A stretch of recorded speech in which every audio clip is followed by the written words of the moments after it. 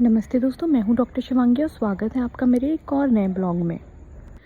आज है भाई दूज और मुझे जाना है मेरे मायके। पहले यहाँ पे हम लोग टीके करवा के फिर मैं निकलूँगी घर के लिए। तो सबसे पहले मैंने माधव को रेडी कर दिया था और पूजा के टाइम तक तो ये सो भी गया था। फिर इसने पूजा सोते सोते ही की थी। इसके पापा ने इसको गोद में ले लिया था और इसका टीका भी ऐसे सोते सोते हो गया था।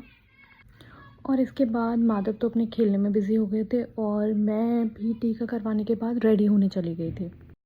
आज मैंने अपनी शादी की साड़ी निकाली हुई है। इसकी पैकिंग भी नहीं खुली थी। शादी का जो कलावा लगता है वो उस पर अभी भी लगा हुआ था।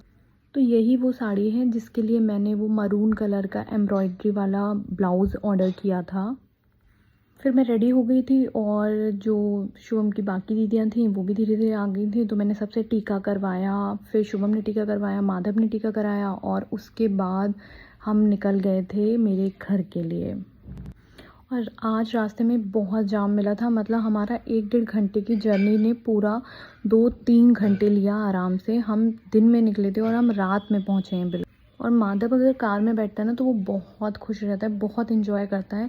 लेकिन हमें इतना देर हो गई थी कि वो लास्ट में तो सो ही गया था। फिर घर पहुंचने से पहले मैंने उसे उठा लिया था, क्योंकि अगर वो एकदम से उठता है ना तो फिर किसी से बात नहीं करता, वो बहुत चिड़चिड़ा सा रहता है।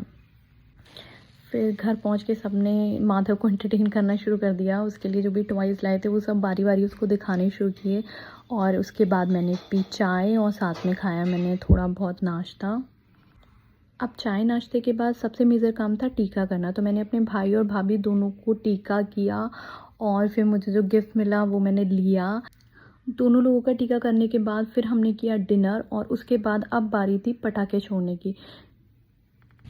फिर छत पे आने के बाद हमने पटाखे फोड़े, कुछ अनार, कुछ चकली। और माधव तो बिल्कुल भी नहीं डर रहा था, जबकि मुझे पटाखों से बहुत डर लगता है। इन सब से फ्री होने के बाद हम सोए तो नहीं थे, क्योंकि हमने बहुत लेट नाइट तक बातें करी हैं। बस कुछ ऐसा ही था मेरा दिन। मिलते हैं अब हम कल वाले ब्लॉग में। तब तक के लिए राधे राधे।